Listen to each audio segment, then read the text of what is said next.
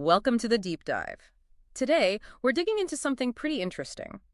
How you take just a raw list of market data, assets, and prices, Right. and turn that pile into something that actually persuades people, a persuasive artifact, as the source calls it. What a transformation. Yeah, and the challenge here is pretty stark. We're talking about, what, 221 unique items? That's right, 221. The prices are all over the map, literally from $0, $0 up to $33. A massive range. So the question becomes, how do you argue for value when the data itself is so volatile? Exactly. Well, the strategy here is key. It's all guided by this rhetorical process method, RPM, they call it. RPM, okay. And it basically takes classical rhetoric, ethos, pathos, logos, credibility, emotion, logic, and maps it directly onto how you structure the collection, how you value it.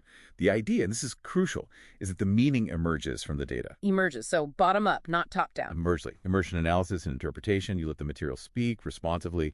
Okay, but there's a big snag early on, right? In the inventio, the discovery phase. Oh, absolutely, a structural crisis. They found this extreme statistical skew, like nearly 80%, 78 point something percent of all the items are low value, under $1. Yeah, versus only, about 7% high-value items. Right. So how does that huge imbalance affect the argument you're trying to make? Well, rhetorically speaking, it's a disaster initially. That massive gap, that chaos, which technically is called high initial entropy. High entropy, okay. It leads to what's termed a logos failure. Yeah. Basically, the raw data, it's incoherent. It fails to make a logical case for anything. So it's like noise. You can't just present the list and expect it to make sense. Not at all. Think of it like finding a couple of gold flakes in tons of dirt. The dirt overwhelms the gold. So you need structure. The dispositio or arrangement phase has to impose some logic. Exactly. And they do this using a dialectical structure, thesis, antithesis, synthesis kind of thinking, and a specific technique, contrastive pairing. Contrastive pairing, how does that work? It's clever.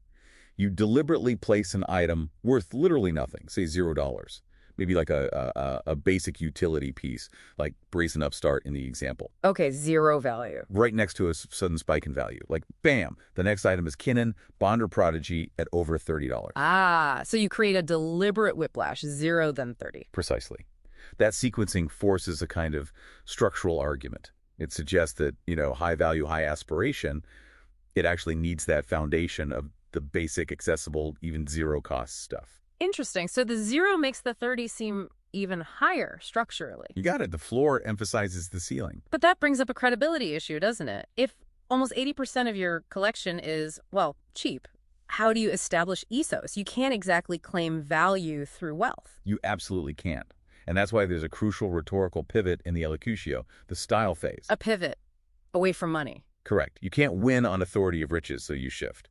You build credibility based on the authority of archives and interpretation. So it's not what you have, but how you handle it. The process itself becomes the source of credibility. Exactly that. It's about rigor, meticulousness. If you can't impress with budget, you impress with the work. Which ties into the delivery, the actio phase. Showing your work, basically. Right.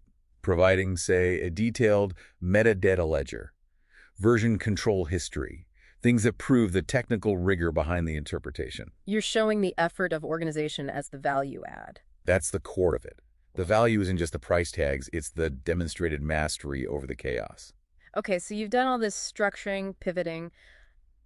How do you know if it actually worked? Is there a final check? There is. They use something called the Integrated Affinity and Metric Readiness Calculator. IAM for short. Sounds technical. That gives you the quantifiable logos, the logic part? That's the idea. It provides a numerical basis for readiness. And there's a specific target. The golden ratio inverse. That sounds almost mystical. It's a specific mathematical constant, about 0.618, phi inverse standard.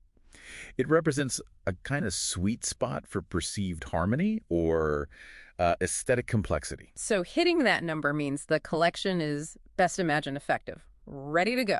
That's the threshold, yes.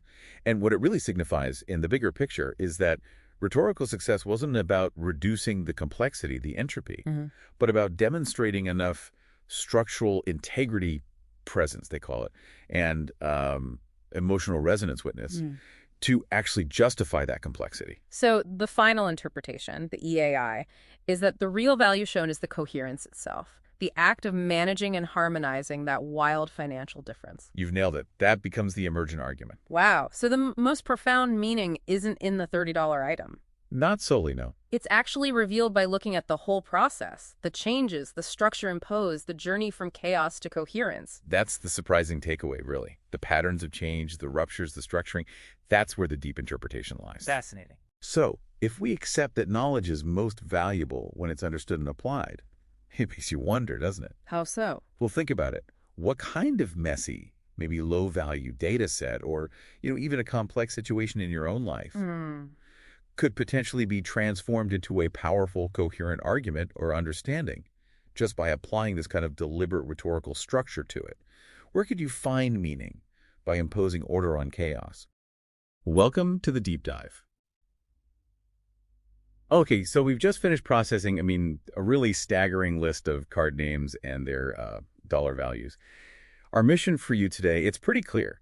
Dig into this data stack, figure out where the market value actually, concentrates. We're not just reading off a price list here. We want the statistical story behind it all. Exactly. It's kind of like that 80-20 rule, but maybe even more extreme here. We're basically doing statistical archaeology, I guess you could say, sifting through all the low-value stuff, the bulk, to find those big statistical outliers. We're hunting for the real deep peaks in this card market data. And looking at those peaks, the prices are driven by cards that are just absolute engines, right? The single most expensive creature we pulled. That's Kinnan, Bonder Prodigy, sitting pretty high at $30.31. Is that price basically just about how it supercharges Artifact Ramp in Commander? Pretty much, yeah. Kinnan's value isn't really about attacking. It's that guaranteed consistency, that acceleration it provides. But interestingly, the absolute highest point in this whole data set, it's not actually a creature. Yeah, that was fascinating, that inversion. And here's where it gets really insightful, I think. The most expensive non-creature spell on this list is Scapeshift, $33 even. That kind of suggests the market values, that strategic punch, those definite win conditions, maybe even more than super efficient creatures like Birds of Paradise, which is still high at $26.94. Exactly right. Scapeshift is a modern staple. It just, guarantees a kill in the right deck. While even a powerhouse creature like Primeval Titan, always strong, sits a bit lower at $22.04. Okay, so if spells are defining that absolute top spot, what about lands? How high do they go? I was genuinely surprised by some of the land values. The Valakut, the Molten Pinnacle, which often pairs with Scapeshift, is almost touching Titan prices at $23.94. And even Essential Infrastructure, like a Shockland Stomping Ground, still commands a solid $11.55. Right. So if the peaks, let's say cards over $20 are defined by these unique, often game-winning effects or combos, then that next tier down, maybe what we could call the shoulders of the market, seems defined by strategic depth and really robust utility. We're talking the $5 to $10 range here. Yeah, this is where you find those cards that just keep decks running smoothly, almost regardless of the format. We've got big hitters like Coma, Cosmo Serpent at $8.69, that super flexible board wipe Farewell at $8.06.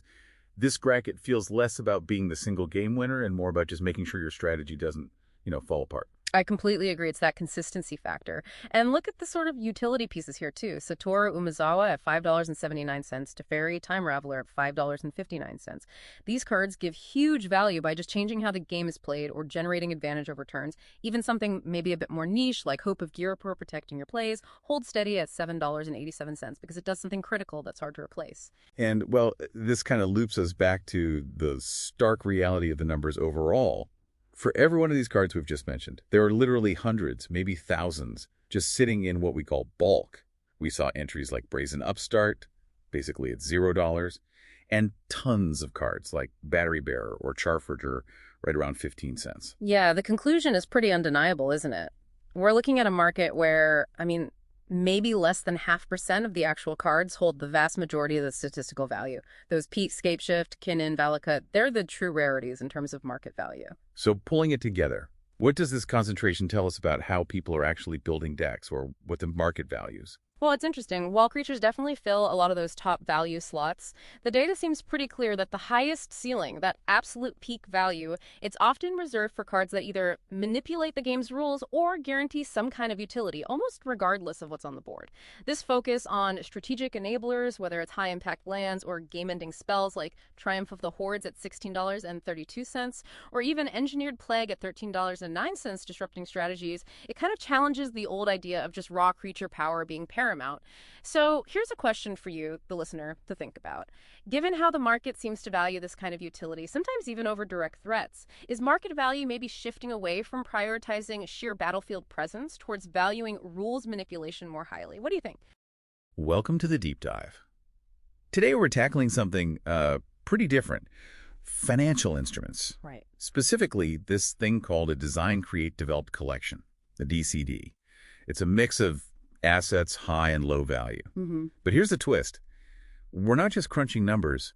We're using the rhetorical process method, RPM. Yeah, looking at it as a persuasive piece, like it's making an argument for its own value. So our mission today is really to see this collection not just as stuff, but as as rhetoric, arguing for its market utility. And that means we need this approach called emergent analysis and interpretation, or EAI. Okay. Basically, we're ditching the idea that you just add up the pieces, the real value, the sort of meta-argument of the collection.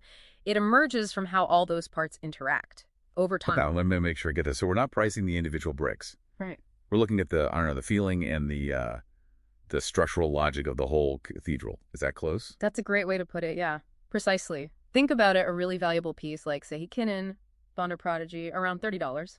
Okay. Its value is almost meaningless on its own. It only really gets its power when you see it next to, a bunch of practically worthless components. Huh. That's fascinating. So how do we actually map old school rhetoric, ethos, pathos, logos onto, financial data?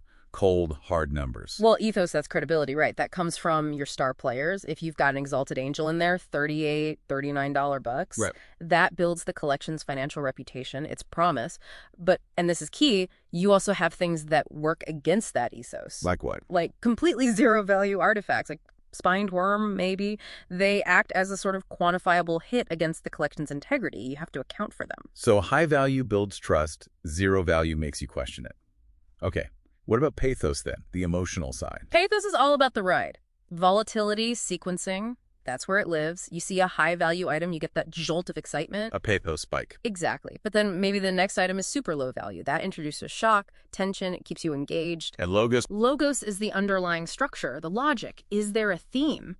How are the pieces arranged? That's the dispositio, the structural argument. Which brings us to this idea of the bulk floor. You mentioned those really low-value items like 15 cents, 25-cent stuff. It seems counterintuitive. Isn't that just dead weight? Financial drag? You'd think so, wouldn't you? But not here. They provide critical structural inertia. Inertia. How? They form the essential backdrop, the canvas. If everything was valuable, nothing would really stand out, would it? They define the scale of difference. That $30 Kinnin only feels truly impactful because it's contrasted against that bulk floor. The difference is stark. Ah, okay. So the real persuasive kick comes from the sequencing then. This contrastive pairing, putting something worth a lot right next to something worth almost nothing, like giving the user financial whiplash. Exactly right. Financial whiplash is a good term for it. The sources we looked at pinpoint this collapse of scale moment. Right. Take this specific example. Essica, god of the tree, maybe $11, $12, placed right next to Evangel of Synthesis. Maybe $0.18. That's a massive drop, like 65, 66 times less value instantly. Right. The collection is using that extreme tension, that shock, to deliver maximum pathos, to really engage you. And there's a way to measure if this argument works. Something called the IAM readiness calculator, measures PACOS, W, logos, ethos, against entropy, make it WPEE. Can we simplify? Is it basically measuring how engaging and well-structured the inherent messiness is? That's a perfect summary, actually, yeah. Look at the range, $0 all the way up to nearly $40. That wide variance is financial chaos, high entropy, high E. And this is the core idea, the axiom of necessary entropy. That complexity isn't a bug, it's a feature. It's essential for the collection to have any depth. It has to embrace that crisis. So the aim isn't to smooth it all out, to eliminate the disorder, it's to justify it. Precisely. The collection only hits its peak persuasive potential, what the source calls its best imagined effective state. If it's high engagement, the pathos, W, and its structural integrity, the logos ethos, P, successfully manage and, yes, justify the inherent financial messiness. And there's a mathematical proof. There's a benchmark. That management has to meet the inverse standard. Fee inverse, roughly 0.618. If the numbers don't hit that mark, you could say the collection's rhetorical argument hasn't quite landed. It fails. So wrapping this up, what's the big takeaway here for you? For me, it's that the real utility, the profound value, comes from that dance between the most expensive parts and the most, well, financially insignificant ones. The collection's success, its argument, is all about how skillfully it handles that necessary disorder.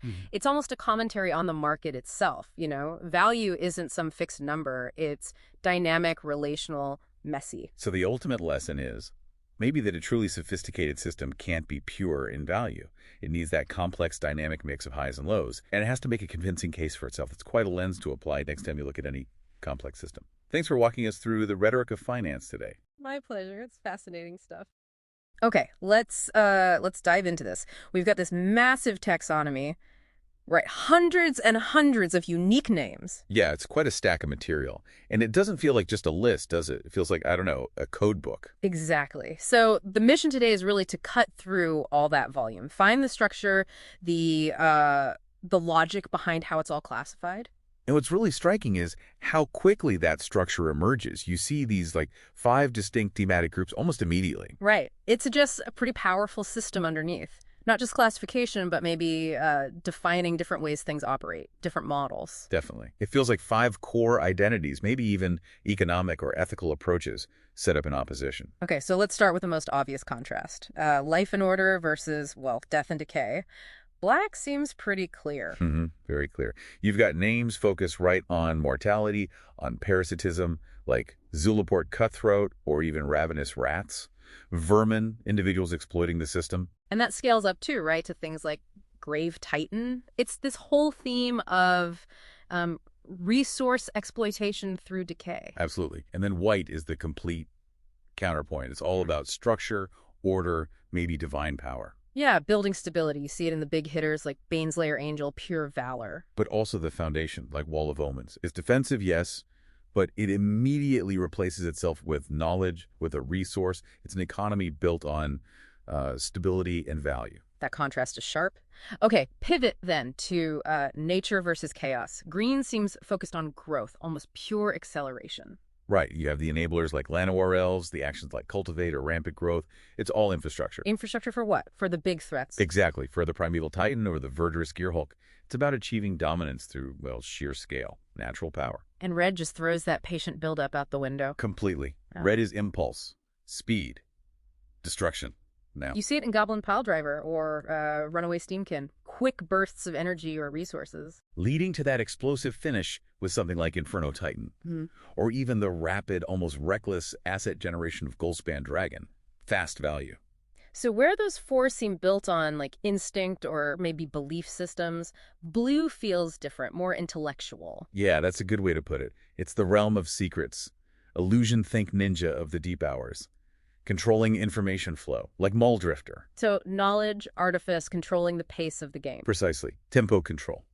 And that focus on artifice, on manipulation, kind of sets the stage for the purely mechanical stuff, doesn't it? It does. Which brings us to the colorless framework. The artifacts and lands lists. They feel like the infrastructure. Right. The artifacts are constructs, utility pieces. You get simple things like Ornithopter, efficient machines like Mirror Enforcer. But also control elements like Steel Overseer, boosting the others. And then these huge technological threats like Sundering Titan. Yeah, pure tech designed to just dismantle the very land commitments we were just talking about. It attacks the foundations. And the land section itself really highlights that. It's specific, powerful geography. The famous Urza cycle, mine, power plant, tower. That's not just land, is it? It's an engine. Commit to this specific terrain, and boom, exponential power. It shows power comes from geography, too, not just magic or creatures. Asymmetrical power. Exactly. And then you have the political geography, the meeting points, like Command Tower or all the various guild gates, Azorius Guild Gate, Demir Guild Gate. That's where the colors inevitably overlap. Which leads perfectly into the multicolored section. That's where it all comes together, the synthesis. Yeah, it's the chemistry lab. Roles merge, functions combine. Look at lightning helix. Right. White stability gaining life fused with red's direct damage impulse. It's additive functionality. The combination creates something more than the sum of its parts. And that's what you see in the big legendary figures too, right? Like Niv-Mizzet Reborn, the ultimate blue intellectual also wielding red's destructive power for knowledge. Exactly. The core themes aren't diluted. They're combined, preserved, and made more complex. So, stepping back, what this deep dive really shows is this isn't just a random collection of cool names. It's incredibly structured. Meticulously engineered, I'd say. Like a world-building encyclopedia where every single name carries thematic weight and functional intent. The consistency is, it's really something. So, final thought then. If you think about this whole complex ecosystem, how much richer does a character like, say, Ganti, Lord of Luxury, become when you understand that luxury is specifically built on Black's defined economy of, opportunistic theft and decay? Right. It's not just a name. It's an entire design philosophy packed into a few words. It gives you so much more insight into how they function within that world. Welcome to the deep dive. Today, we're looking at things a bit differently. We're taking a collection, trading cards, their prices, and we're not just seeing it as inventory. No, we're analyzing it as like a dynamic, persuasive argument. Our goal here is to kind of shortcut our way to understanding why the collection's real meaning isn't just its dollar value, but how all the pieces interact. Exactly. We're trying to move past just, the financial bottom line. We're using models like the rhetorical process method, RPM, and this idea called emergent analysis and interpretation, or EAI. Okay, hold on a sec. That's quite a bit of framework right there. Forget the acronyms for a moment. What does this actually do? What's the most surprising thing you found looking at these cards rhetorically? That failure is basically required. The collection follows this DCD life cycle: design, creation, development. Design sets the thesis, maybe high volatility portfolio. Creation is just getting the raw stuff. Development is refining it over time. Okay. So let's test that. How does the classic persuasion stuff fit in? Yeah. Ethos, credibility, that comes from the big hitters, right? The valuable cards like Exalted Angel, almost $40. Scape Shift around 33. Absolutely. Those are your anchors, your credibility builders initially, but then that credibility gets hit hard. It's stuff gathered during creation. We're talking the bulk, the really low-value cards. Some are literally zero-value artifacts, like Brazen Upstart or Spineworm. And the analysis says these aren't just neutral filler. They actively function as a quantifiable penalty against the collection's integrity. A penalty. So having those worthless cards actually drags the whole thing down. It really does, yeah, significantly. The raw gathering phase, what Aristotle called inventio, it creates this wild financial variance, which just confirms huge initial entropy, structural chaos. And get this, in nearly 80%, 78.28% to be exact, of the whole collection is this low-value bulk floor. So this financial mess, it's a failure of pure logic, of logos. But the argument is, that's the point. It's the necessary crisis that forces things to get interesting. Okay, so if logos is shaky and ethos is damaged, where's the emotional pull? How do they get pathos? Pathos comes entirely from the arrangement, the dispositio, how things are sequenced. They create emotional punch through something called microsequencing, specifically using contrastive pairing. Think of it like you put your star player right next to, someone who didn't even make the team. Oh, okay. That's where it gets really clever. That contrast is the pathos mechanism, right? It's measurable. Like the example, Ethica, God of the Tree, maybe $12. Yeah. Right next to the Evangelist Synthesis, 18 cents. That's a massive drop, like 65 times less value. Boom, just like that. Yeah, and that sharp drop, that financial whiplash, that creates what they call effective currency tension. It's designed to be a moment of shock. It sort of dictates the audience's emotional journey. And because there was so much low-value stuff, the whole project had to shift its story. It needed a rhetorical pivot. The pivot. Okay, so they couldn't argue, hey, look how much this is worth on the market anymore. The argument had to change completely. Precisely. The ethos, the credibility, it pivots. It moves towards the authority of archives and interpretation. Suddenly, the value isn't really in the cards themselves, it's in the process. The rigorous work, the actio, used to make sense of all that financial chaos. The argument becomes the synthesis, the interpretation. That's the valuable thing now, more than the raw materials. Right. And to prove that structure actually works, that it holds up, there's some kind of math test, this inverse standard. Yeah, basically. The collection is only considered truly effective, or best imagined effective, if it passes this metric. It's calculated by the Integrated Affinity and Metric Readiness Calculator, and it needs to hit that R-inverse standard, around 0.618. It's like computational proof that the structure, let's call it P, and the emotional connection, W, have successfully wrangled that initial financial mess. Shows the structure finally justifies the chaos it started with. Huh. Finding value, or utility, inside financial nothingness. So what's the big takeaway here, the ultimate interpretation? I think the main point is that the original kind of rigid financial goal, it had to fail spectacularly. That initial high entropy, the chaos, wasn't a bug, it was a feature. It was actually vital for the project to gain any real depth. Which leaves us with something interesting for you to think about. If this collection's success really hinged on starting with so much financial chaos, does that imply that maybe true artistic depth, real meaning, actually requires embracing some level of necessary, maybe even unmanaged, failure? Something to chew on. Okay, let's dig into this. We've got four really highly tuned deck lists here. Yeah, and they're all over the place, right? Different colors, different strategies entirely, Mardu aggro, 5-color artifacts. Exactly. So the mission really is to look past those surface differences. We want to find the common threads, the hidden rules these top lists are following. And what's kind of striking immediately is how they all solve that first big problem, speed, getting mana down fast. Right. They don't just hope for a fast start. No, they're engineered for it. Yeah. Like getting to 3, maybe 4 mana on turn 1 isn't just a dream scenario, it's almost expected. And that seems to hinge pretty heavily on one specific card showing up in all 4 lists, Mox Amber. Yep, 4 for 4. That tells you everything about the value of zero-cost mana. It's non-negotiable. But that reliance, I mean, it needs a legendary creature or planeswalker out, right? And artifacts can be fragile. Isn't that a big risk? Why take it? Because the payoff is that huge tempo swing. Wow. It's basically gaining a full turn. Okay, so it shifts the whole dynamic. Totally. You're forcing the opponent onto the back foot immediately. It's proactive, not reactive. And you see that same idea with Chrome Mox in 2 of the lists too, right? Trading cards for that instant speed. Exactly. Willingness to play a card for raw tempo. Speed is king. Okay, so they get threats out fast, but how do they stick around? How do they maintain quality and protect their game plan? Well, that's where the legendary theme really comes into play. It's not just flavor, it's a core mechanic. More than just enabling Mox Amber, you mean? Way more. You have these big, powerful, legendary anchors driving the strategies, like Skitharix in one, Kethis in another. Kylie in the Mardu one, too. Right.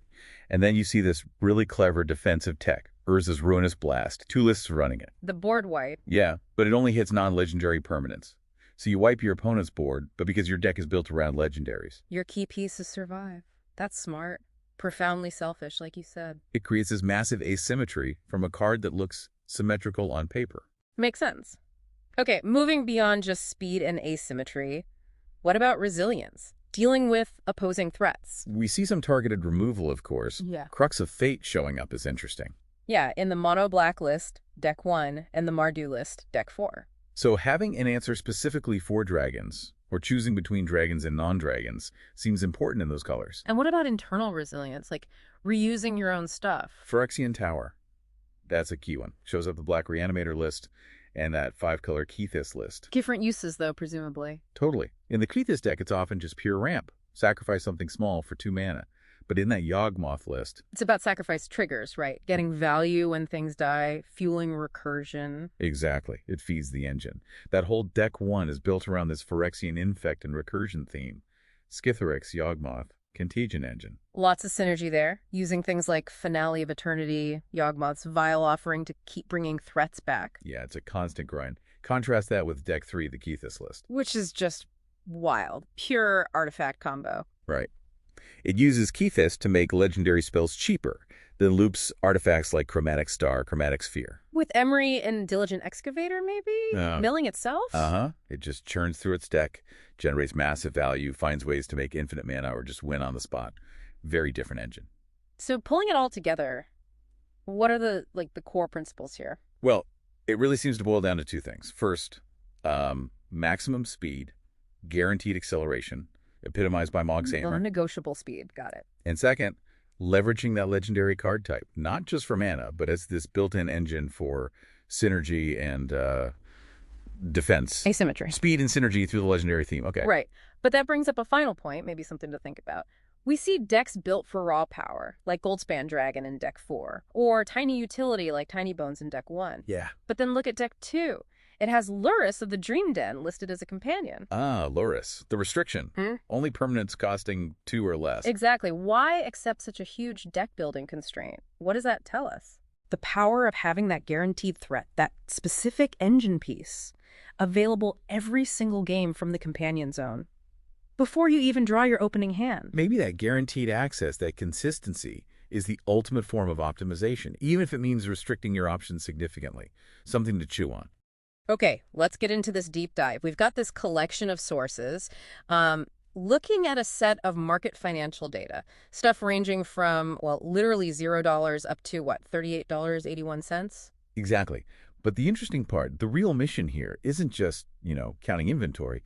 It's about treating this whole set as a kind of persuasive artifact. Right. Analyzing how it was built, using that rhetorical process method, the RPM, and seeing it within that whole design, create, develop lifecycle idea. And what hits you first is that the raw data itself throws up an immediate rhetorical hurdle. The sources call it the exigence, the initial problem. Which is? You've got these standout high-value items. I think one source mentioned Exalted Angel at $38.81, escape shift. But then, bam, you plummet down to items that are literally worth nothing. $0, like a Brazen Upstart or Spined Worm, defining that absolute bottom, that market nullity. And it's not just a few outliers. The sources state pretty clearly that 78.28% of the entire collection falls into this low-value category. We're talking under $1. Wow, over 3/4. Yeah. So that massive imbalance creates, well, high initial entropy. It's structural chaos, basically. Which means, rhetorically speaking, it fails on logos right out of the gate. It just doesn't make logical sense as, say, an argument for value. Precisely. It's incoherent in its raw state. So the task for the creators becomes managing that chaos, right? Imposing some kind of logo, some structural logic onto this pile, heavily weighted towards the cheap end. How do they even start? It all happens in the arrangement phase, dispositio. Because that range is so extreme, 0 to almost $40, you can't just have a simple list. It won't work. So the structure itself has to make the argument. Yes. The arrangement needs a kind of dialectical structure. Thesis, antithesis, synthesis. The actual sequence of items becomes the syntax of the argument. And this is where it gets kind of clever, using that sequence for effect. The sources mention contrastive pairing. That's the key. It's about creating effective currency tension. It's a micro-sequencing tactic designed to basically control the emotional response, the pathos. Can you give an example of that? Sure. The data shows one sequence where Kinnan, Bonder Prodigy, valued at $30.31, is placed immediately next to Kiora, Behemoth Beckoner, which is just 66 cents. Whoa! That's a huge drop, like 45 times less value instantly. Exactly. It's a deliberate structural collapse, as one source puts it. That shock, that jarring transition, it forces a collapse of scale on you, the viewer or listener. It makes you feel the disparity. Which is the core of their argument, really. Okay, so you've engineered this emotional spike, this pathos, but what about credibility? Ethos? Yeah, that's the tricky part. If nearly 80% of what you're presenting is worth almost nothing, how can you claim to be an authority on, say, high value?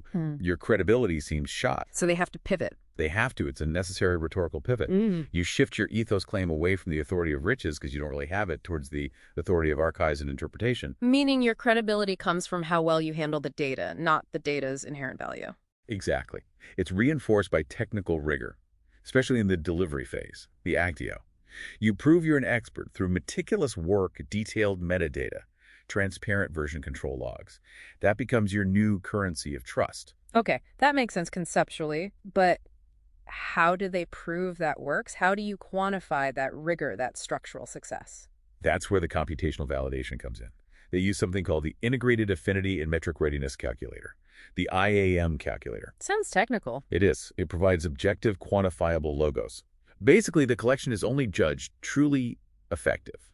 Best imagined effective is the term used if its score on this calculator hits a specific target. Which is? It needs to meet or exceed the phi inverse standard. That's the golden ratio inverse, roughly 0.618. Okay, wait. What does that number 0.618 actually represent? What's the calculator measuring? It's measuring if The initial complexity, all that entropy, the E value, caused by the value gaps, is actually justified by the final result. Does the structure achieve high cohesion, which they call P, and high engagement, WL? So P and W need to be high enough to warrant the initial messiness, the E.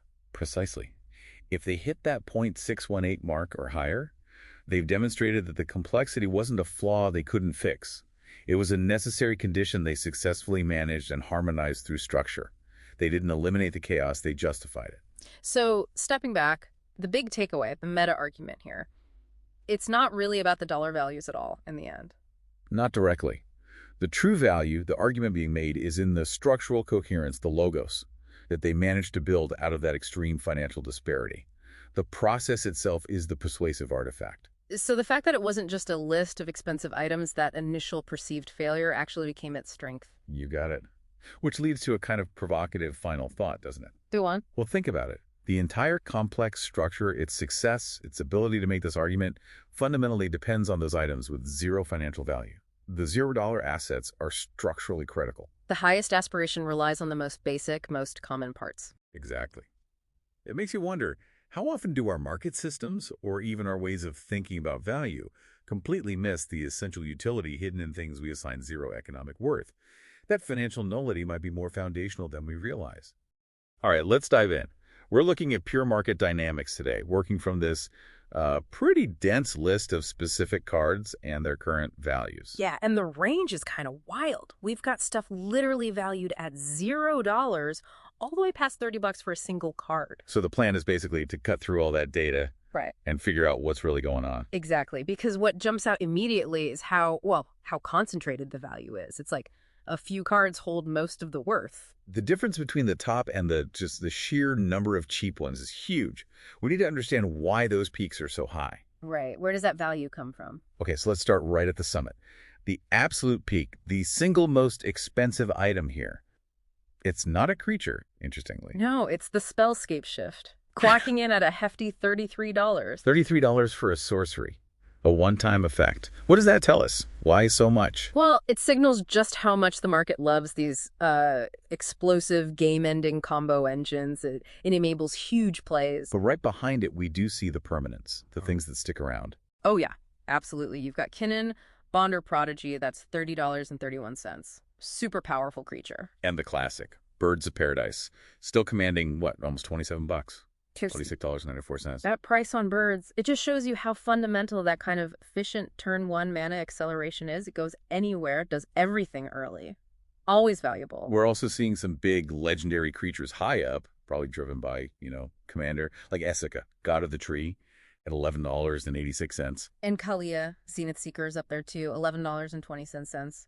Big splashy effects. But it's not just the creatures driving these high prices. The actual game structure, the lands, matter a lot too. Definitely. Look at Valakut, the Molten Pinnacle, a land selling for $23.94. Almost $24. Yeah, it confirms that utility from lands, in this case like repeatable direct damage, can be just as valuable as a top-tier creature. It's a core piece of a strategy. Okay, so that's the stratosphere. Now let's drop down a bit, but still in the kind of critical mid-range, the powerful spells that really define strategies. Right, like the big board wipes. Mass removal is always important. Farewell is sitting at $8.06. Still pretty high. And the classic Wrath of God is $5.79. Makes sense. And connecting that, you see other high-value utility stuff, things that give you immediate advantage, like Summoner's Pact for $9. That's the tutoring effect, right? Searching your deck. Exactly. Instant access to what you need. And Reanimate at $7.48, getting stuff back from the graveyard is always strong. Speed and efficiency are key. But here's one that seems maybe a bit weird in this group. Engineered Plague. It's a very specific hate card. And it's $13. $13.09. Yeah, that's interesting. More than double Wrath of God. Why would that be? It seems so narrow. Well, I think that price shows how much people fear or maybe need answers to specific, really popular strategies. If one card can just shut down an entire deck type efficiently, its value can skyrocket, even if it's not useful all the time. It's about impact in certain matchups. Okay, that makes sense. It's targeted disruption value. Now let's talk about the base layer, the vast majority of these cards. Yeah, the bulk. Most things here are clustered way down, like under 50 cents, often 15, 25 cents. The sheer volume down there is just immense. It dominates the list in terms of count. And then you hit rock bottom, the Zero Club. Cards actually listed with a $0 value. Like Brazen Upstart, Spineworm, Thalia's Lancers. Pretty unremarkable stuff, mostly. But here's the surprise, right? Urza's Mine is in that $0 list. Wait, the Urza's Mine, part of the Tron lands. How is that 0? That seems kind of crazy. It does seem counterintuitive. It's likely down to just massive reprint volume recently. Or maybe it's only really played heavily in one format, limiting demand. There might just be so many copies out there that the value registers as negligible, effectively 0 for singles. So supply just swamped the demand, even for a famous card. Seems like it. So if we pull all this together, what's the big picture? It feels like value is just incredibly concentrated. A tiny fraction of cards holds almost all the financial weight. Right, and those tend to be cards offering, unique speed, like birds, powerful and flexible answers like farewell, or these really explosive game-winning synergies. Which, yeah, brings us right back to the start. And the question we kind of want to leave you, the listener, with. The single most expensive card we saw was Scapeshift, a sorcery. A one-and-done effect, not a creature or planeswalker giving value turn after turn. So think about this. What does that massive $33 price on a single spell suggest about how the market weighs that immediate game-ending potential versus, say, steady incremental advantage over time? Yeah, what's more valuable in the end? The sudden win or the slow grind? Interesting stuff to consider. Welcome to a deep dive. Today, we're digging into a big catalog of collectible cards. We're mapping out their market values. Yeah, and the sources show this incredible range. I mean, literally $0 all the way up past 100. That's pretty wild. Yeah. So our mission today is simple. Try to figure out what causes that huge swing in prices. What makes one card valuable and another not. Right. It's a study in extremes, really. And what we found is familiar names don't mean much. Gotta look past that. So it's all about what the card does. Exactly. Utility, we're going to break down how different types, lands, artifacts, spells, how they fall across this very polarized price spectrum. Okay, let's start with lands then. Yeah. Because the price range here is, well, it's kind of nuts. It really is. Wait a second. If you look at the famous Urza's Cycle, yeah, named after this legendary character, Urza's Mine is listed at $0. Yeah. $0. 0. That seems backwards, doesn't it, for collectors? Well, it really shows a difference between, conditional use and something that's always good. The Urza lands, you see, they need each other. Ah, okay. You need the mine, the power plant, which is, 72 cents? And the tower, 71 cents. You need all three together for them to be really efficient. Gotcha. So they're cheap because they're kind of restrictive. You can't just jam one into any deck. Exactly. Compare that to the top land. Right. The absolute peak is Valakut, the Molten Pinnacle. That's clocking in at $23.94. Mm-hmm. Big difference. And then you've got really solid dual lands like Stomping Ground, still strong at $11.55. Right. And Valakut, it just works so well in specific, powerful strategies. It's about efficiency. That's what drives the value. We even see that with lands that do double duty, right? Like Ancient Den and Great Furnace. They tap for mana, but they also artifacts. Yeah, and they hold value, both over $4.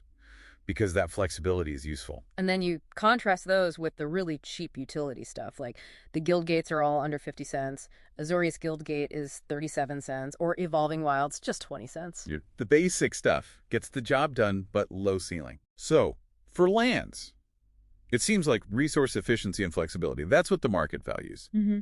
Does that pattern hold when we look at the absolute priciest items overall? Oh, absolutely. But it's amplified exponentially. The single most expensive item listed, it's an artifact. I mean, yes, Chromox. You got it. Yeah. Chromox, it just towers over everything else at $100.24. Oh, wow. That's serious money. And that's not just about getting resources. It's about getting them immediately. Turn one. It's pure speed. That's why it leads the market. Yeah, the price tag says it all about speed and competitive play. Okay, so just under the Mox, what else is up there? We see cards that basically enable game wins, like Scapeshift. That's a hefty $33. Right, finds all your lands. And Triumph of the Hordes, that's a sudden kill condition, $16.32. Okay. And other valuable artifacts? Well, there's Skull Clamp, still strong at $8. Vesuva, the copying hand, that's $5. And for spells, you see powerful board wipes ways to clear everything out. Like Crux of Fate. Crux of Fate, $9.34. And Farewell is up there too, $8.06. Premium removal holds value. Okay, so that's the high end. What about the middle ground? The sort of essential but, more affordable utility cards. Yeah. The workhorses. Yeah, the staples. Everyone needs removal. Look at Swords to Plowshares, $1.59. Path to Exile, $1.15. Super efficient, super cheap. Can't build without them sometimes. And Sol Ring, of course, the classic accelerator. Still under $2, $1.76. It's everywhere. What's interesting, though, is that some really powerful effects aren't always the most expensive. Like, look at the blue spells that let you filter your draw. Cantrips, yeah.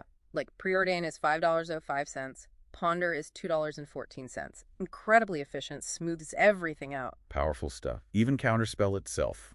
The original, no, under $2, $1.98. So yeah, high power doesn't always mean highest price tag. Accessibility matters too. Lots of printings keep things down sometimes. But some specific strategies still push prices up, right? Yeah. Even if they're not universally played. Definitely. Like Engineered Plague, that's $13.09. It hoses specific creature types. And Blade of the Blood Chief is almost $10, $9.93. Great in certain decks. And yet, some very new strategy cards, like Rally the Ranks you mentioned. It's right down there with Urza's Mine. $0. $0. Emphasizes how narrow its use is. If your strategy isn't popular or powerful enough, the value just isn't there. So wrapping this up, what's the big takeaway? This deep dive really shows a market that's, well, it's brutally polarized. Absolutely. A card's name, its history, even having powerful potential, none of that guarantees value if it's too niche or conditional. Yeah, the gap between something like Chrome Mox at over $100 and Urza's Mine at literally $0. It's just staggering. It really is. So here's a final thought for you, something to chew on. We've got Urza's Mine, a piece of a known engine. It does something functional listed at $0. Yeah. And we've got Rally of the Ranks, a highly situational combat trick, also at soaring. What actually distinguishes an item the market sees as just low value from one it considers completely worthless? Where's that line? That's a good question. Something to think about as you look through your own collections and what makes things truly useful or just shelf warmers. Okay, so our mission today is a deep dive into some pretty high-level competitive synergy. We're looking at a 5-color list, one that's kind of famous for turning cheap legendary cards and artifacts into this recursive powerhouse. Yeah, we're talking about the Kethy's Emery list. It's all about speed, getting value out of your graveyard, like, constantly. And the core identity, it really hinges on just 2 cards, doesn't it? Absolutely. It's the 4 copies of Kethy's, the Hidden Hand, and 4 of Emery, Lurker of the Loch. They're like the twin engines. They make your graveyard less of a discard pile and more of a second hand almost. Right. So if you want this 5-color recursion loop going by, say, turn 3, you need some serious speed. You really do. And that's where the fast mana comes in. Yeah, the artifacts. Exactly. You've got 4 Mox Amber, which is huge here. Yeah. And then like 3 Chromatic Star and 3 Chromatic Sphere. These aren't just fixing your colors. No, they're immediate fuel, low-cost stuff to get the whole loop started. Precisely. And they work directly with the 4 Diligent Excavator. Play an artifact, you mill cards, fills up that graveyard fast. Which is perfect for Emery, right? Because she lets you replay those cheap artifacts straight from the graveyard. Instantly. For almost no mana sometimes, especially with her cost reduction, it just restarts the cycle immediately. Okay, so this whole engine runs heavily on non-land mana sources, which makes the inclusion of Kinnan seem pretty smart. 3 copies. Oh, absolutely. Kinnan, Bond of Prodigy, is key. He basically doubles the mana from your Mox and your Spheres, everything non-land. It's insane acceleration. And that activated ability is a nice backup plan, too, if the main combo stalls. Yeah, a massive mana sink. If the game goes long, which it sometimes does, you can just dump all that mana into making huge threats. Gotcha. So let's connect this back. The whole machine, it really hits critical mass when Kessis finally shows up. Right. Kithis, the Hidden Hand. He makes your other legendary spells cheaper, which is good. But the real power is that activated ability. The one where you exile 5 legendaries from your graveyard. Yes. To basically reset your graveyard, letting you replay everything again. So the plan is, cycle artifacts with Emery, mill your key legendaries, then pop Kethis to replay all those legendaries, including Kethis and Emery themselves, over and over. You got it. It's designed for, well, potentially infinite value if you get it going. And the deck's got tools to make that reset worth it. Utility legends. For sure. You see things like Single Teshor, Ancestor's Apostle, bringing back creatures when you cast artifacts, and then Lazav, the Multifarious. 3 copies of him. Lazav seems super flexible here, copying abilities from the graveyard. Critical, yeah. Gives you options based on what you've milled. Need Emery's ability. Lazav can potentially become Emery. It's very adaptable. And how does this kind of fragile engine protect itself? Good question. Well, it runs 3 Urza's Ruinous Blasts, which is, a massive board wipe. That conveniently misses all your legendary stuff. Exactly. Wipes their board, leaves yours intact. Plus, you've got 3 copies of G-Series Time Raveler. Ah, Teferi. For tempo and protection. Stops counter spells on your turn. Keeps the coast clear while you try to assemble the combo. Super important. Okay, makes sense. And the mana base to support all this 5-color madness must be complex. It is. It's efficient. Lots of triomes, Zagoth, Indatha, Rafine's Tower, Spara's headquarters, plus the usual shock lands and check lands like Breeding Pool, Watery Grave, Hallowed Fountain. The goal is just getting all 5 colors quickly without stumbling. Yeah. Consistency early is key, but also important are the utility lands. 2 Plaza of Heroes to protect Kefis or Emery. Or Kinnan or Elizov. Right, any key legend. Yeah. And 1 Phyrexian Tower. Sacrifice outlet, bit of mana ramp, fits the theme. So you assemble this engine, you cycle, you mill, you recur. What's the actual win? How do you close the game? That usually comes down to the single copy of Jace, Wielder of Mysteries. The self-mill win condition. Exactly. Once the engine is fully online, you just use all the recursion and drawing effects to mill your entire library, and Jace's static ability wins you the game on the spot. There's usually one in the sideboard too, just in case. Wow. So it's this incredible, delicate synthesis. Low-cost legends, cheat artifacts, all interlocking for maximum efficiency. It really is. But, for you, the player, thinking about this, there's a big question. Consider how fragile it can be. Right, the vulnerability. Yeah. The entire strategy leans so heavily on getting Kithis and Emery onto the board and keeping them there. If your opponent deals with them quickly, or worse, hits you with, graveyard hate. Rest in peace, Leyline of the Void, that kind of thing. Exactly. Or even just well-timed discard spells targeting those key pieces. If that happens, the whole machine can just grind to a halt. It's powerful, but it's definitely an all-or-nothing kind of strategy that demands you execute perfectly. Okay, so let's get into this deep dive. We've got this really detailed inventory list here. Yeah, hundreds of items, all broken down, lands, white, blue, black, red, green, artifacts, creatures, the works. And everything's got a dollar value attached. Yeah. So our mission really is to cut through the noise, ignore the bulk maybe, Right. and just quickly figure out the patterns. Where are the big value spikes? What's driving the prices in this whole set? Well, looking at a list this big, you might expect, I don't know, a smoother curve. But what jumps out immediately is how skewed it is. The value isn't spread out evenly at all. It's really, really concentrated. Okay, concentrated. And that concentration, that really defines the absolute top end, doesn't it? Totally. Like the single priciest item in this whole thing. Right. It's a black card, Engineered Plague, $13.09.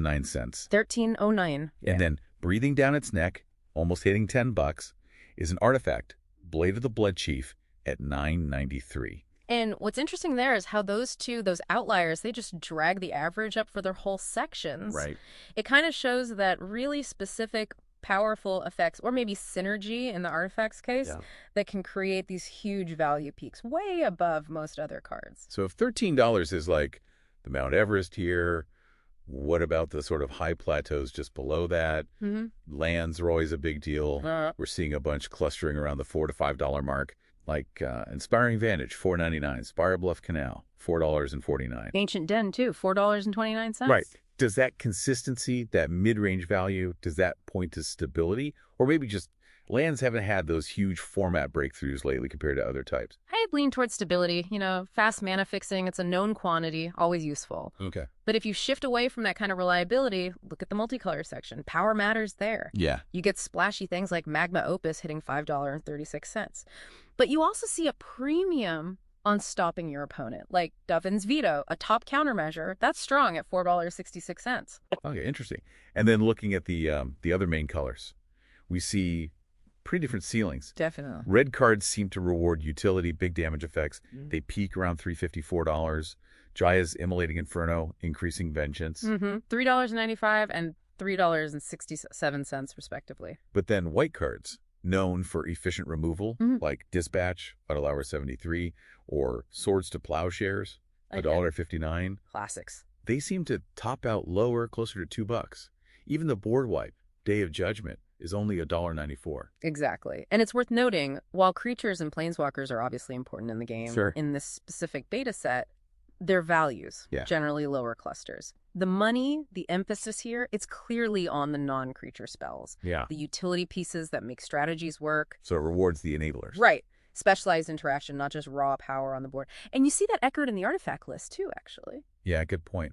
We talked about that 983 outlier, Blade of the Blood Chief. But the rest of the artifacts kind of confirm that utility focus. Stuff like Dragon's Hoard at $3.33, Basilisk Collar, Oblivion Stone, both $2.54. Solid, reusable effects. They settle into that respectable, like, 250 to 350 range. Okay, so we've seen the peaks, the plateaus. Hmm. But to get the full picture, we got to look at the bottom end, too. Yeah, absolutely. Need to see the floor. Yeah. And while, yeah, most cards are probably in that 15 to 30 cent range, high volume, low cost. Silk. The bulk, exactly. But there are several items listed at literally $0, 0 cents. Like the land, Urza's mine. And Rally the Ranks, Soul Transfer, on the list accounted for, but value-wise, nothing. Right, $0. Okay. So the main takeaway for you listening is pretty stark, this inventory. It's not some nice, even bell curve. Not at all. Its total dollar value is completely dominated by those few really exceptional outliers. That $13 card, the almost $10 one. Engineered Plague and Blade of the Blood Chief. Exactly. This list rewards a tiny number of format-defining cards sitting way above this huge landscape of very organized but low monetary value utility stuff. Okay, that makes sense. So here's the final thought then, something for you to mull over.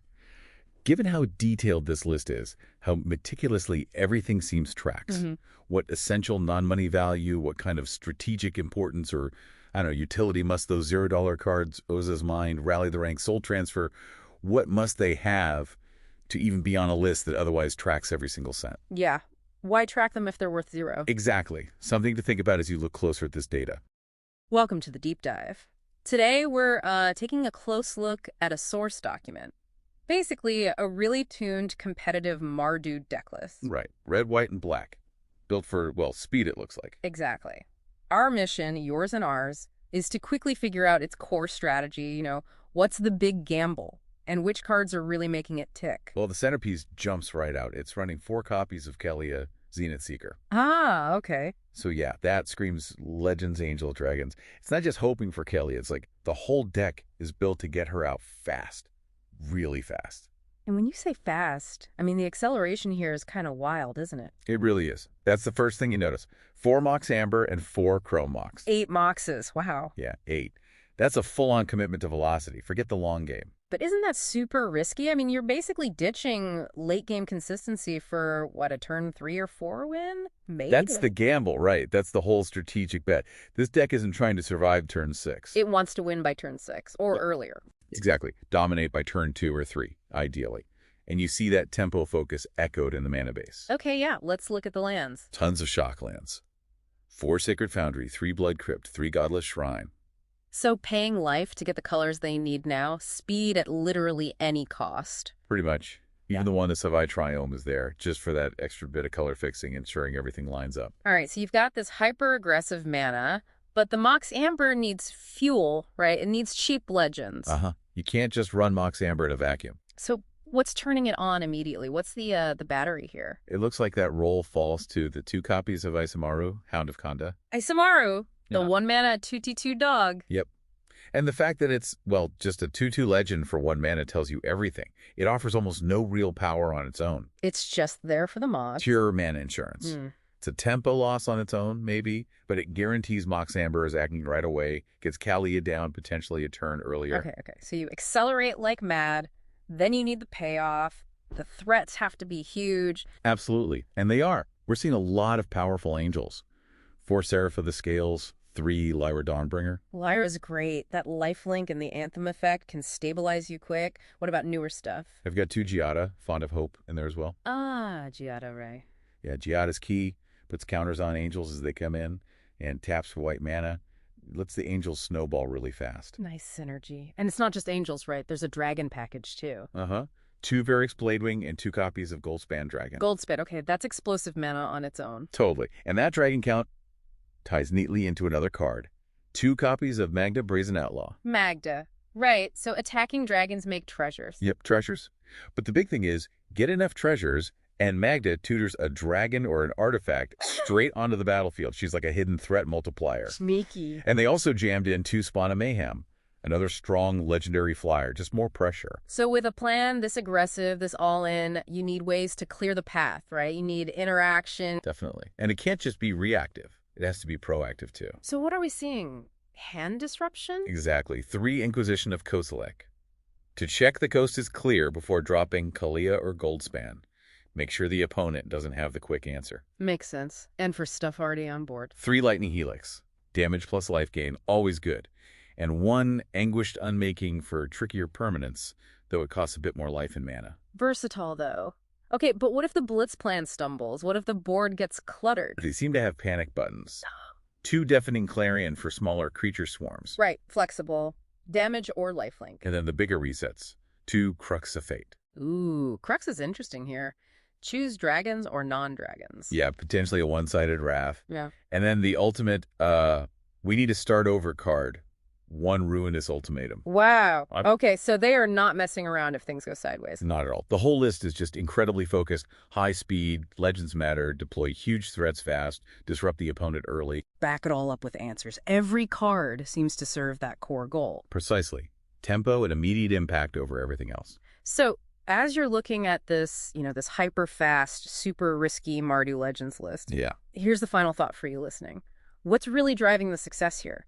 Is it the raw power of those game-ending angels and dragons once they hit the board? Or is the most crucial piece actually the sheer uncompromising consistency that those 8 Moxes provide, forcing the win before the opponent even gets set up properly? Yeah, power versus speed. Where does the true strength lie? That's something to chew on from this deep dive. Welcome to the deep dive. Today we're digging into a really massive card collection. Yeah, a sprawling one. And we're trying to figure out where the actual value lies. Right. Our mission, basically, is to look at how the value breaks down across different types. Lands, artifacts, spells, creatures, all the colors. And multicolor, too. Exactly. And Wow. find those maybe surprising spots where the value is really concentrated and also where things are just kind of clustered low. And it's interesting because, the baseline for so much of this stuff, the typical utility card, it sits really tightly around 15 to 50 cents. Okay, so that's like the floor value we're seeing. Pretty much, yeah. Yeah. You can think of it that way. But the real story is why certain cards just shoot way, way above that. Okay, let's unpack that because honestly, my first thought would be, well, the highest value card has to be some huge rare creature, right? Like the big bomb of a deck. That's what you'd think. But the data here, it points somewhere else entirely. It's a black spell. Yeah, that's the big surprise, I think. This collection seems to value precision, maybe, over just raw power. Huh. The absolute highest single card. It's a black spell, Engineered Plague, coming in at $13.09. $13 for that. Wow. Okay, why? Well, it's got this really specific, powerful ability, right? It can just completely shut down popular tribal strategies. It's targeted control that not many other cards can really replicate in the same way. Ah, okay. So it's not just control. It's hyper-specific control that answers a common threat. Exactly. And you see that pattern pop up again in black. Crux of Fate is up there at $9.34. Swordway, right. Yeah. And Reanimate at $7.48. So, high demand for efficiently messing with the graveyard or clearing the board, stuff black is known for. Okay, that makes sense. It's about critical effects. And that idea, that efficiency and potency, it kind of extends to artifacts, too. The highest non-spell artifact, Blade of the Blood Chief. Oh, interesting. How much? It's hitting $9.93, almost $10. Why so high? Because it scales like crazy with what black wants to do anyway, sacrificing creatures, destroying creatures. It rewards those core mechanics. Right. Okay. So those are the big outliers, the peaks. But you said most of the value is maybe more understated, like utility stuff. Yeah, I think that's fair. Let's look at lands and artifacts next, because value there is often tied to, well, speed and function, mana acceleration and fixing. Okay. You see a really clear contrast. Your basic mana fixers, like, say, most of the guild gates, they're maybe 20 cents, very low. Pretty standard. But the value jumps way up for specialized lands that do more, the ones with synergy, like the artifact lands, Ancient Den, and Great Furnace. Ah, because they count as artifacts themselves. Exactly. They're not just mana, they enable whole artifact strategies. Yeah. So Ancient Den is like $4.29, Great Furnace $4.16. That's a premium. And the need for speed you mentioned. Untapped mana early. Definitely drives prices. The fast lands like Inspiring Vantage $4.99 and Spirebluff Canal $4.49. Those are the ones that come in untapped early on. Right, and the crucial first few turns, that reliability, that speed is worth paying for, clearly. Makes sense. And then you have just the essential must-play artifacts, right? Even if they aren't the absolute highest peaks. Yeah, the staples that provide sort of a high utility floor for the collection. Soul Ring, obviously, at $1.76. Always playable. Swiftfoot Boots for protection, $2.15.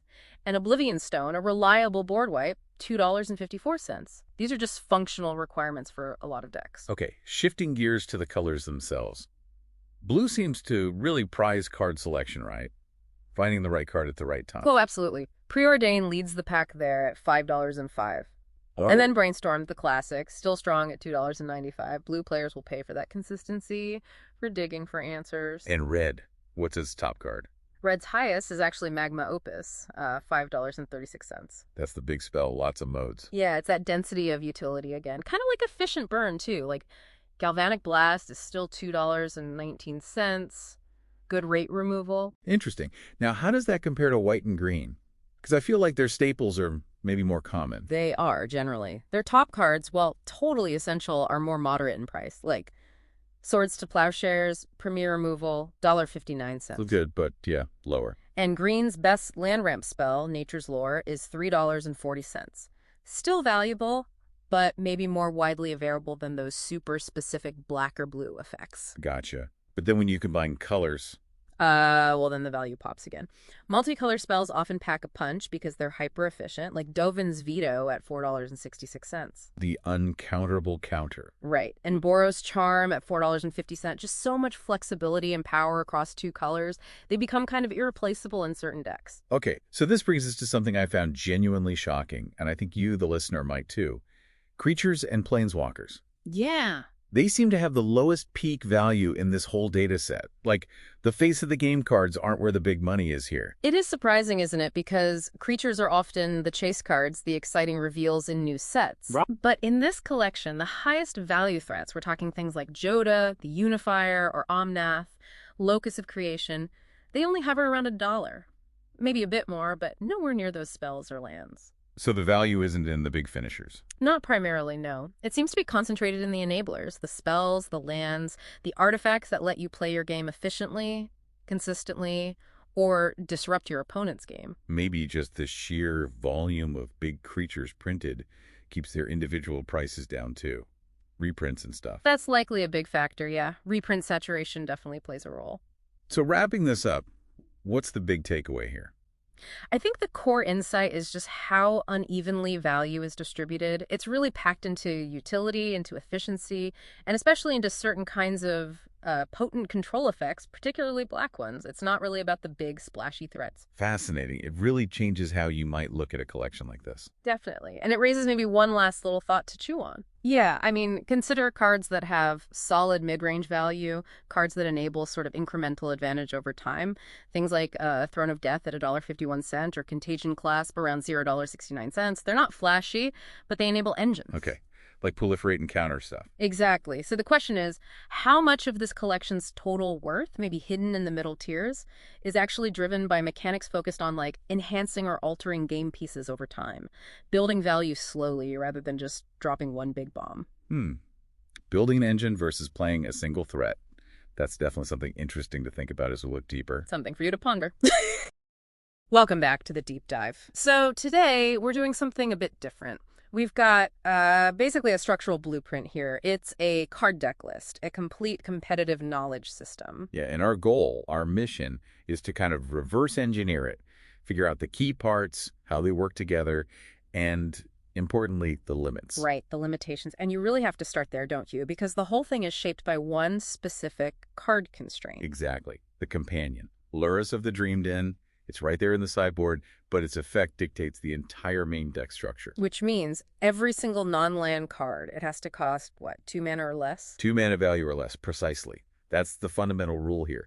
It forces this incredibly low-cost approach. Okay, so that's the constraint. Right. But what's really interesting is how they seem to lean into that. It pivots hard into a legendary theme. Absolutely essential. That legendary focus is how they get efficiency back.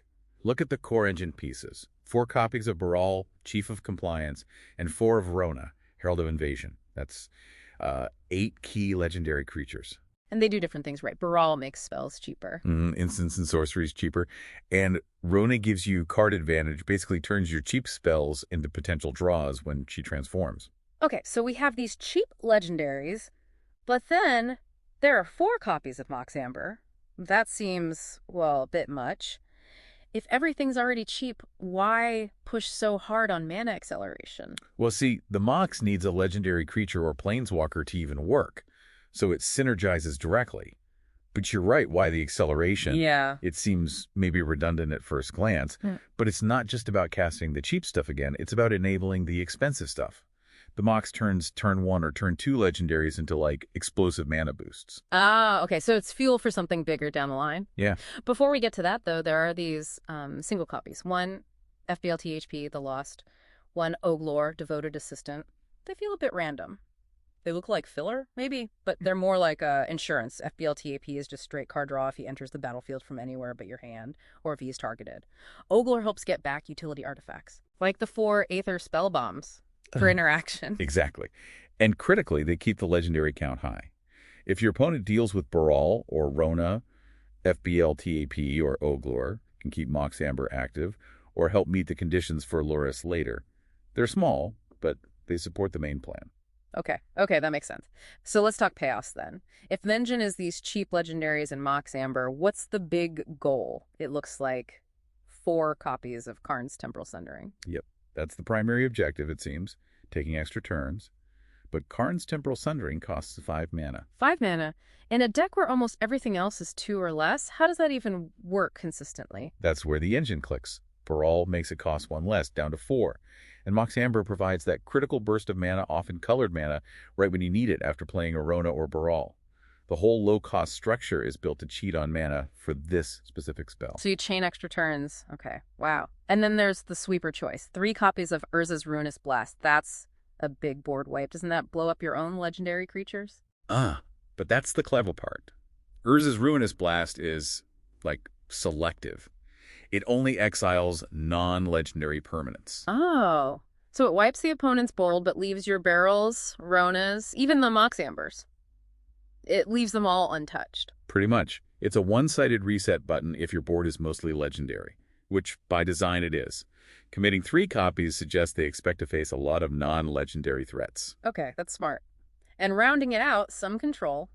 Looks like 3 Syncopate, 1, an offer you can't refuse for counterspells, plus 3 Recommission to get back key creatures or artifacts if they die. And 3 Combat Research.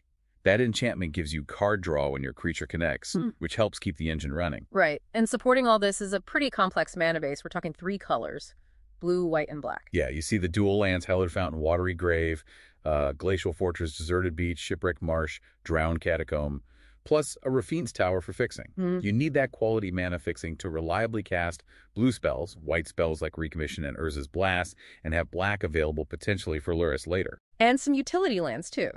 2 Otawara, Soaring City, 1 Castle Vantress, 2 Seagate Restoration. All providing extra value.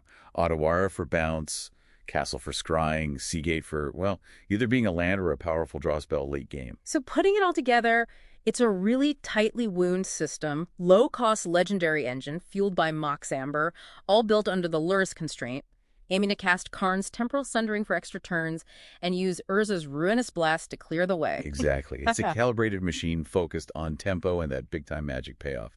But let me leave you and everyone listening with a final thought to chew on. Okay. Look at that land base again. All those powerful dual lands, the channel lands like Otawara, Castle Vantress, Seagate Restoration. But amidst all that fancy stuff, the list includes 2 basic islands. Just plain islands. Yeah. So the question is, in a deck packed with all this utility and color fixing power, what hitting value, what unexpected advantage might those simple basic islands provide that the other more complex lands don't? Something to think about. Welcome to this deep dive. Glad to be here. We're diving into, well, this massive catalog of items, collectible items, really. Yep, and their market values. And the mission is to quickly see, what patterns emerge, because the prices, they're kind of all over the place. Oh, absolutely. I mean, you've got stuff listed at literally $0.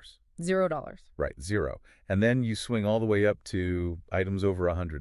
It's a huge range. So what's behind that spread? That's the question. What's driving it? And what you see immediately is utility matters a lot. Okay. But the market logic isn't always straightforward. A famous name doesn't guarantee value if the item doesn't do something powerful. So we need to get into the why of these prices. Exactly. Okay, let's maybe start with lands. They seem like a perfect example of this polarization you mentioned. They really are. You take the famous Urza's Mine, listed value, 0. 0. But its partners, Urza's power plant is what, 72 cents? 72 cents. Yeah. And Urza's Tower is $0.71. So what gives there? Why is the mine worthless? It's usually about scarcity or, well, lack of it. The mine often gets printed way more than the tower or power plant. Okay. Oversupply. Right? Exactly. It just crashes the price, even though it's part of that powerful combo. So supply tanks one piece, but at the other end, the high value lands. That's where you see things that actively win you the game. Offensive power. Like Valakut, the Molten Pinnacle. That one's clocking in at $23.94. Precisely. Valakut isn't just fixing your mana, it is your win condition. Turns into a repeatable damage source. Right. Once you get enough lands out, it just starts blasting. Yeah. That kind of direct impact is priced way higher than, say, reliable mana fixing like Stomping Ground. Which is still pretty pricey at $11.55, but yeah, different function. Very different. And don't forget those specialized lands, too, like Ancient Den, $4.29, and Great Furnace, $4.16. Crucial for certain artifact strategies, right? Essential. And then you contrast all that with, the basic stuff. The guild gates, like Azorius Guild Gate at 37 cents. Or just Evolving Wilds, 20 cents. Pure utility, super accessible. Yeah, functional but low demand. So if we move up from lands, what defines the absolute peak, the top tier of this market? Got to be that artifact, Chrome Mox, that's listed at $100.24. $100.24. That's the high watermark. And why? Speed, getting ahead early. Exactly. Raw resource advantage, potentially on turn 1.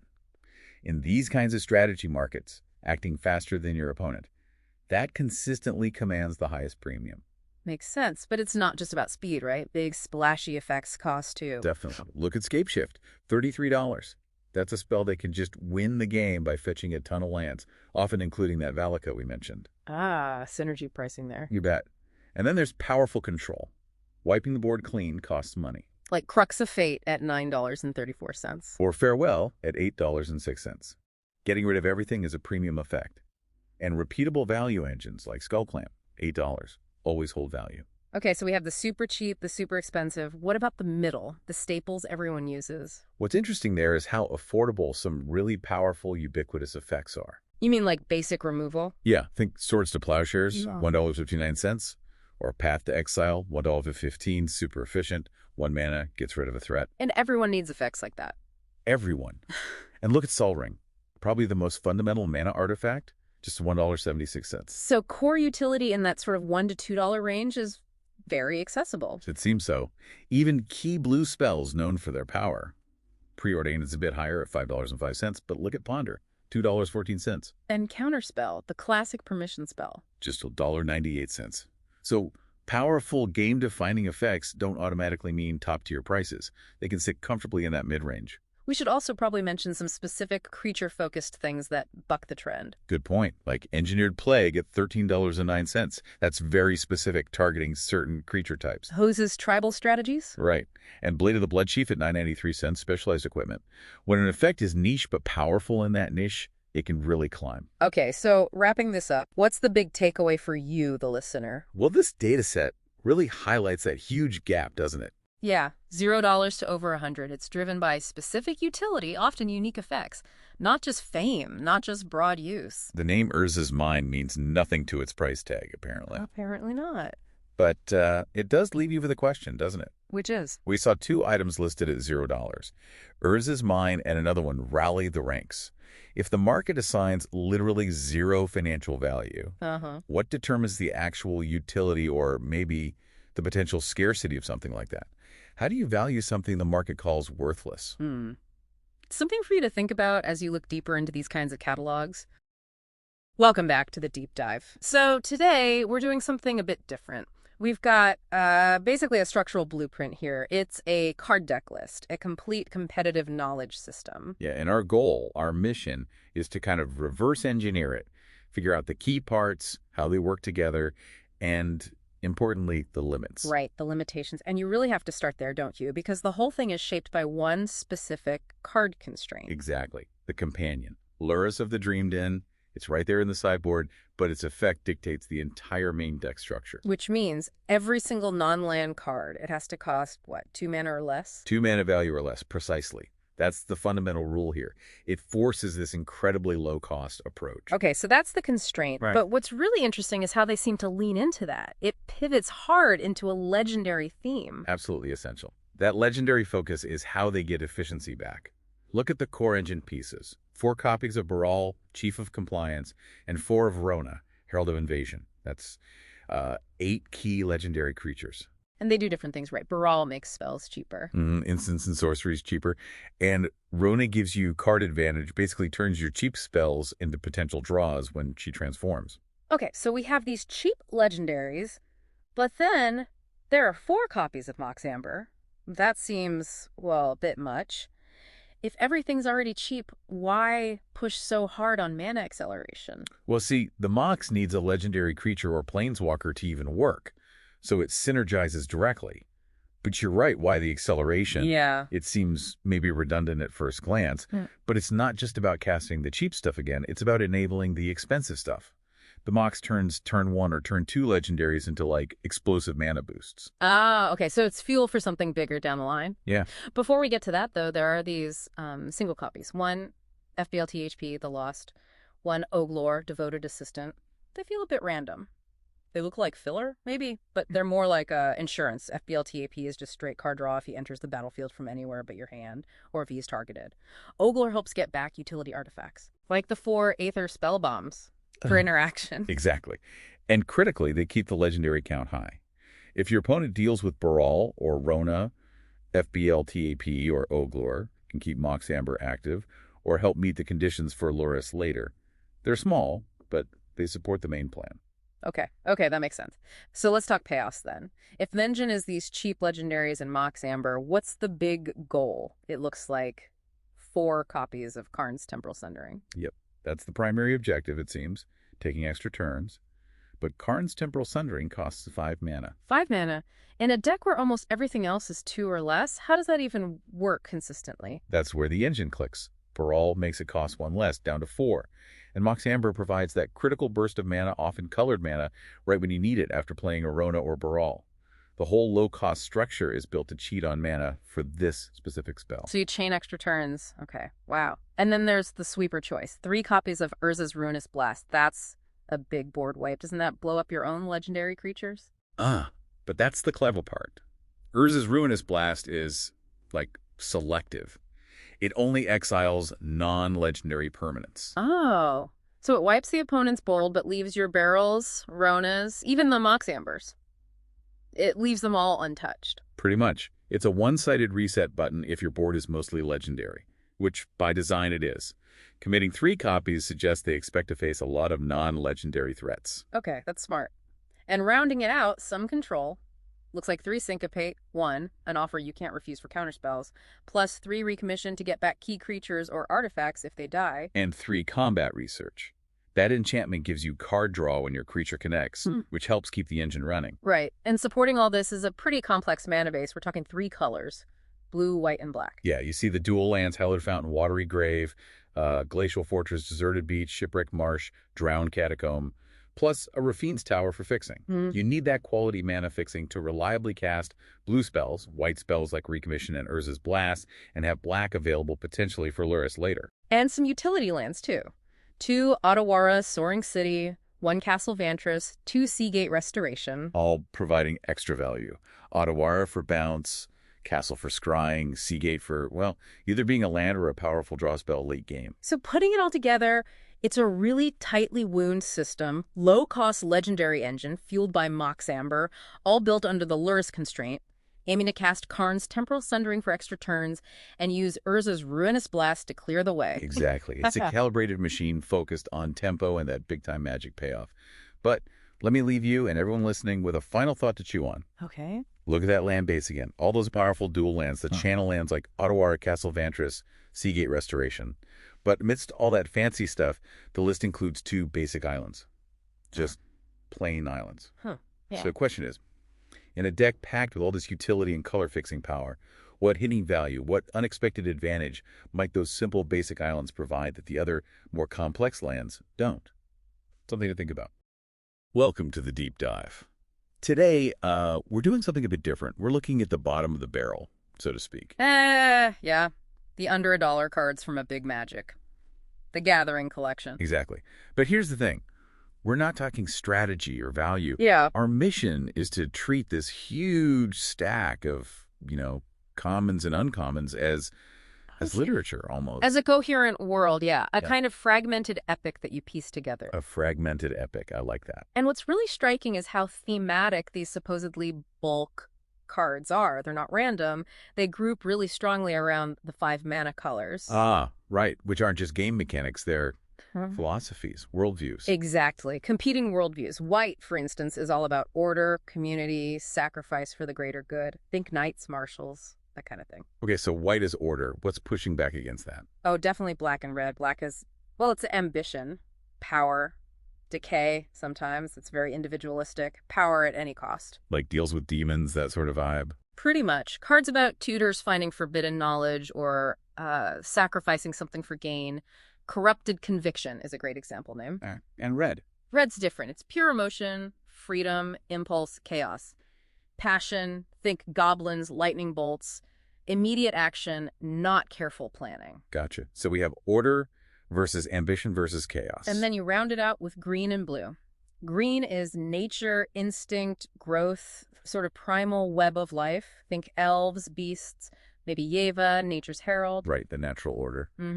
And blue is the opposite corner, in a way. It's intellect, knowledge, illusion, seeking perfection, control. The mages, the sphinxes. So these 5 distinct philosophies are baked into even the cheapest cards. Absolutely. And that tension between them is what drives the narrative across the whole collection. It's really quite elegant. Okay, let's talk about how they tell these stories. You mentioned the card names. Yeah, the names themselves are often little literary devices. You get things like alliteration boggart brute, or even onomatopoeia like a card named Thunderclap. Simple but effective. But the flavor text, that's often where the real magic happens. Tiny little micro-narratives packed into 1 or 2 lines. How do they manage that? It seems like such a small space. They use classic tricks, rhetorical devices. You'll see flavor text that's like a prophecy, or a lament for something lost, or even just a cynical observation. Will you give an example? Think about a card like Corrupted Conviction again. The flavor text might be something like, he traded his shield for a crown, but found it heavier than he imagined. It's a whole character arc. Yeah. That gives you the context, the moral weight right there. Exactly. It turns a simple game effect into a little piece of a tragedy. And it's not just the words, right? The art is doing heavy lifting too. Oh, absolutely. The visual language is incredibly rich. You see recurring symbols everywhere. Like what? Well, eyes are huge. They can mean vigilance, truth, divine observation. Or they can mean spying, paranoia, being watched. Depends on the color and context. Chains, too. Sometimes they mean societal bonds, order, protection. Other times it's straight up oppression, slavery, being trapped. Flames often mean passion, creation, but also destruction, rage, especially in red. And the art style itself changes. Definitely. You get this moody, gothic realism for stuff about death, the undead, maybe black or white cards dealing with sacrifice. But then for blue or maybe some black cards dealing with illusion or forbidden knowledge, it might get surreal, distorted, dreamlike. So it all works together. Name, text, art, color, philosophy. It really does. And the point for you listening is that these cheap cards end up exploring some pretty major stuff. Ethics, existential questions. It's not just simple good versus evil then. Far from it. There's loads of moral ambiguity. Think about a card called Tragic Slip. The name itself suggests, well, an accident maybe, but one with dire consequences. It plays with fate versus choice. Or Doomed Traveler. It's a simple card, but it's this little meditation on mortality, right? Yeah. Everyone's journey ends. It taps into that core fantasy theme. And you mentioned real-world connections, too. Yeah. Sometimes it's quite direct, almost allegorical. Gutter grime. The art and name basically scream societal neglect, urban decay, maybe environmental destruction, just framed in fantasy horror terms. So there's this surprising depth. Which brings us to this idea. We're calling it the arete of the commons. L'arete, like the Greek word. Exactly, meaning excellence or virtue. The point is, these common, inexpensive cards have this disproportionate narrative and thematic excellence. They punch way above their weight, value-wise. They're the backbone of the whole story world. So the takeaway is, don't ignore the cheap stuff. Pretty much. This whole collection, even just the commons, offers this incredible blend of high fantasy, cosmic horror, even bits of noir sometimes. It's all there. And it's not always spelled out. Right. That's the final thought. Maybe some fragments, like the Haunted Hightower. It gives you this evocative name, maybe some spooky art, a line of text. Yeah. But it leaves so much unsaid. It invites you to fill in the gaps. Exactly. It shows that there's this deep, really cohesive narrative landscape just waiting for you to explore and decode. Even in the simplest, most overlooked pieces, you just have to look closely. Welcome to the deep dive. Today, we're taking a close look at a source document. Basically, a really tuned, competitive Marduk deck list. Right. Red, white, and black. Built for, well, speed, it looks like. Exactly. Our mission, yours and ours, is to quickly figure out its core strategy, what's the big gamble? And which cards are really making it tick? Well, the centerpiece jumps right out. It's running 4 copies of Kelia, Zenith Seeker. Ah, okay. So yeah, that screams Legends, Angel, Dragons. It's not just hoping for Kelia. It's like the whole deck is built to get her out fast. Really fast. And when you say fast, I mean, the acceleration here is kind of wild, isn't it? It really is. That's the first thing you notice. 4 Mox Amber and 4 Chrome Mox. 8 Moxes. Wow. Yeah, 8.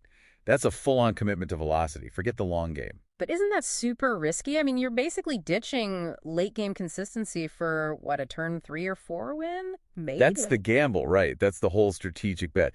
This deck isn't trying to survive turn 6. It wants to win by turn 6 or earlier. Exactly. Dominate by turn 2 or 3, ideally. And you see that tempo focus echoed in the mana base. Okay, yeah, let's look at the lands. Tons of shock lands. 4 Sacred Foundry, 3 Blood Crypt, 3 Godless Shrine. So paying life to get the colors they need now, speed at literally any cost. Pretty much. Even the one, the Savai Triome, is there just for that extra bit of color fixing, ensuring everything lines up. All right, so you've got this hyper-aggressive mana, but the Mox Amber needs fuel, right? It needs cheap legends. Uh-huh. You can't just run Mox Amber in a vacuum. So what's turning it on immediately? What's the battery here? It looks like that roll falls to the 2 copies of Isamaru, Hound of Kanda. Isamaru, the Yeah. 1-mana 2/2 dog. Yep. And the fact that it's, well, just a 2/2 legend for 1 mana tells you everything. It offers almost no real power on its own. It's just there for the Mox. Pure mana insurance. Hmm. It's a tempo loss on its own, maybe, but it guarantees Mox Amber is acting right away, gets Kalia down potentially a turn earlier. Okay. So you accelerate like mad, then you need the payoff. The threats have to be huge. Absolutely. And they are. We're seeing a lot of powerful angels. 4 Seraph of the Scales, 3 Lyra Dawnbringer. Lyra's great. That lifelink and the Anthem effect can stabilize you quick. What about newer stuff? I've got 2 Giada, Fond of Hope, in there as well. Ah, Giada Ray. Yeah, Giada's key, puts counters on angels as they come in, and taps for white mana. Lets the angels snowball really fast. Nice synergy. And it's not just angels, right? There's a dragon package, too. Uh-huh. 2 Varix Bladewing and 2 copies of Goldspan Dragon. Goldspit, okay, that's explosive mana on its own. Totally. And that dragon count ties neatly into another card. 2 copies of Magda Brazen Outlaw. Magda. Right, so attacking dragons make treasures. Yep, treasures. But the big thing is, get enough treasures, and Magda tutors a dragon or an artifact straight onto the battlefield. She's like a hidden threat multiplier. Sneaky. And they also jammed in 2 Spawn of Mayhem. Another strong legendary flyer, just more pressure. So with a plan this aggressive, this all-in, you need ways to clear the path, right? You need interaction. Definitely. And it can't just be reactive. It has to be proactive, too. So what are we seeing? Hand disruption? Exactly. 3 Inquisition of Kozilek. To check the coast is clear before dropping Kalia or Goldspan. Make sure the opponent doesn't have the quick answer. Makes sense. And for stuff already on board. 3 Lightning Helix. Damage plus life gain, always good. And 1 Anguished Unmaking for trickier permanence, though it costs a bit more life and mana. Versatile, though. Okay, but what if the Blitz plan stumbles? What if the board gets cluttered? They seem to have panic buttons. 2 Deafening Clarion for smaller creature swarms. Right, flexible. Damage or lifelink. And then the bigger resets. 2 Crux of Fate. Ooh, Crux is interesting here. Choose dragons or non-dragons. Yeah, potentially a one-sided wrath. Yeah. And then the ultimate, we need to start over card. One ruinous ultimatum. Wow. Okay, so they are not messing around if things go sideways. Not at all. The whole list is just incredibly focused, high speed, legends matter, deploy huge threats fast, disrupt the opponent early. Back it all up with answers. Every card seems to serve that core goal. Precisely. Tempo and immediate impact over everything else. So, as you're looking at this, this hyper-fast, super risky Mardu Legends list, Yeah. here's the final thought for you listening. What's really driving the success here? Is it the raw power of those game-ending angels and dragons once they hit the board? Or is the most crucial piece actually the sheer uncompromising consistency that those 8 moxes provide, forcing the win before the opponent even gets set up properly? Yeah, power versus speed. Where does the true strength lie? That's something to chew on from this deep dive.